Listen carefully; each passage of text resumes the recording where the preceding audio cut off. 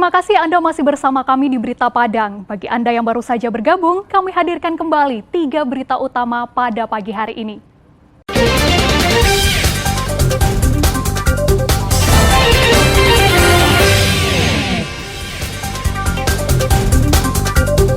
Seorang ayah di Pariaman menghamili anak kandungnya sendiri yang masih pelajar SLTA. Cegah bahaya banjir, Sungai Batang Lembang di Solo dinormalisasi. Sudah pernah coba ayam madu? Jika belum, saksikan liputan berikut ini.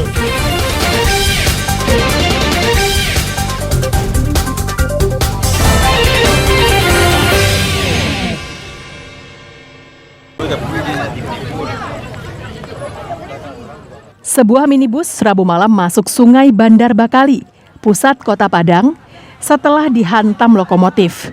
Peristiwa ini terjadi di perlintasan sebidang banjir kanal, Kelurahan Alai Parakopi.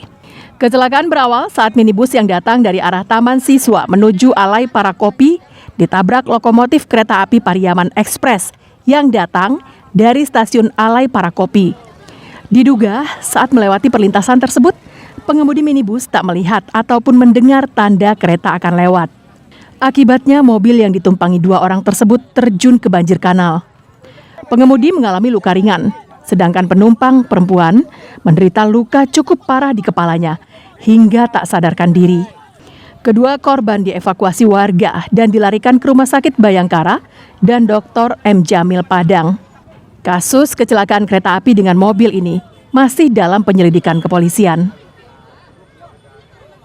Lokomotif yang bergerak dari stasiun Alai menuju stasiun Simpang-Aru.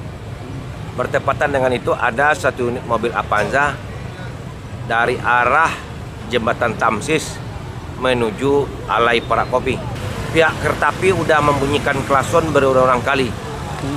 Namun dari mobil Avanza tidak mendengar atau juga mungkin tidak melihat. Makanya mobil tersebut tertabraklah di bagian depan mobil. Kecelakaan yang melibatkan kereta api sudah sering kali terjadi. Meski sejak beberapa waktu lalu sudah terpasang palang, namun tidak menutup seperti palang pintu kereta lainnya. Alfi melaporkan dari Padang.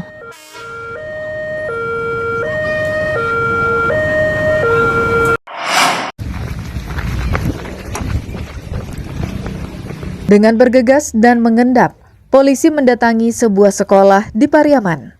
Mereka ingin mencokok pelaku yang diketahui sedang berada di sekolah itu. Nasib baik berpihak pada polisi. Pelaku yang diincar tertidur pulas di teras sekolah. Dengan perlahan, seorang polisi membangunkannya, sedangkan polisi lainnya menyiapkan borgol dan langsung membelenggunya. Ditangkap karena menghamili anak gadisnya yang masih duduk di bangku SLTA. Perbuatan itu terungkap setelah ibu korban melihat perubahan fisik anaknya yang ternyata telah hamil 8 bulan. Ketika didesak, korban mengaku ayah kandungnya sendiri yang menghamilinya. Tersangka kini ditahan guna penyelidikan lebih lanjut oleh Unit Perlindungan Perempuan dan Anak. Dari keterangan tersangka kepada polisi, perbuatan tercela itu dilakukan sang ayah sejak setahun lalu sebanyak 6 kali di rumahnya. Modusnya diawali dengan minta dipijit, berujung dengan perbuatan di luar batas. Terbongkarnya kasus ini berdasarkan dari ibu korban yang mengetahui bahwa korban telah hamil. Kemudian ibu korban mendesak anaknya ini siapa yang menghamili, dan anak ini akhirnya mengakui bahwa dihamili oleh ayah kandungnya sendiri. Korban kini berada di bawah perlindungan polisi dan Rumah Perlindungan Anak Pariaman sambil menunggu kelahiran anaknya. Tersangka terancam hukuman maksimal 20 tahun penjara karena melanggar Undang-Undang tentang Perlindungan Anak. Eki Rafki melaporkan dari Pariaman.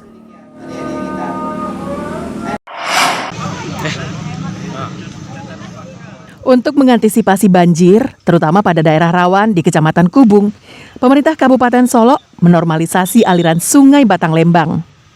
Normalisasi yang dilakukan bertahap sejak tahun 2018 ini telah memasuki tahun ke-6 dari 9 tahap yang direncanakan.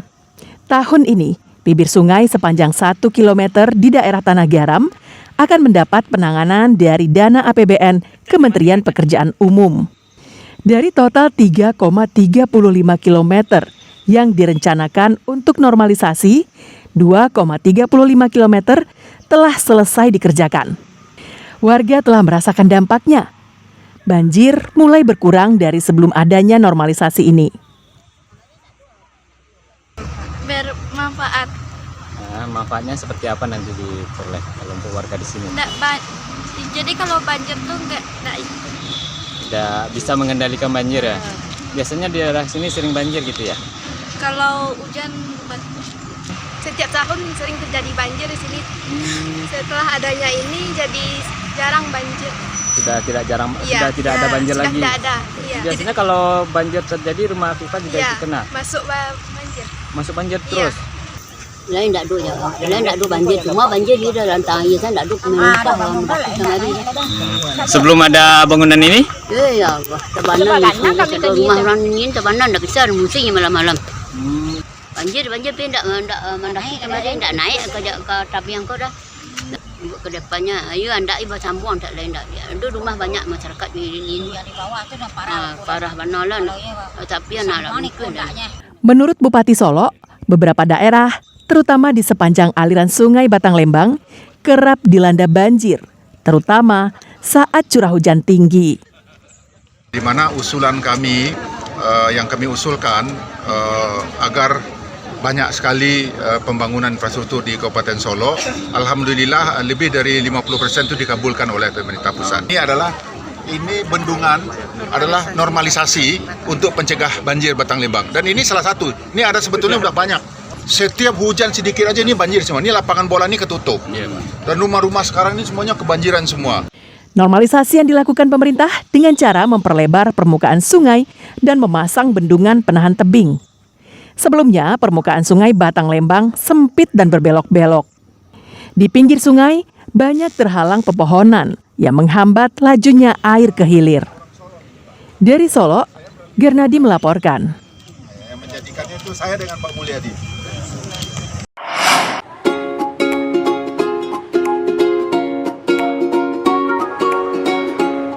Sudah pernah coba ayam bakar madu?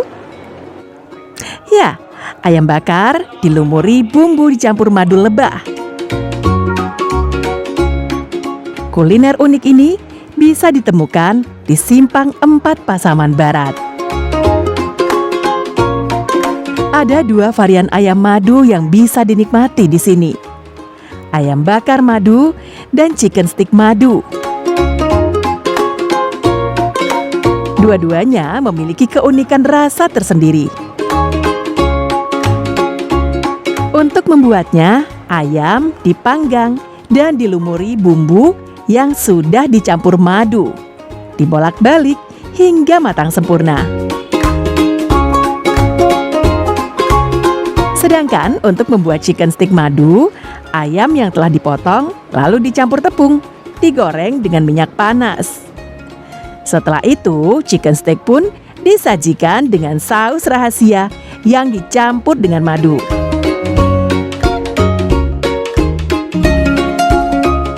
Terus manis, kayak ada madunya gitu di setiap dagingnya. Lembut juga. Jadi rekomendasi sih, enak banget. Ini pertama kali sih karena udah banyak dengar dari banyak orang dibilang, itu ayam bakar madu enak. Disuruh kesini. Terus aku coba ternyata enak banget. Ide membuat ayam madu awalnya dari membuka usaha kuliner yang dijual secara daring. Karena banyak disuka, usaha ini berkembang menjadi warung yang banyak diburu pembeli. Kan menu baru yaitu ayam bakar madu. Karena kita spesifik ayam madu, jadi kami cari menu yang masih berbahan madu. Soal harga, jangan khawatir. Dipastikan tak menguras kantong Anda. Untuk satu porsi ayam madu, mulai dari Rp15.000 hingga Rp23.000.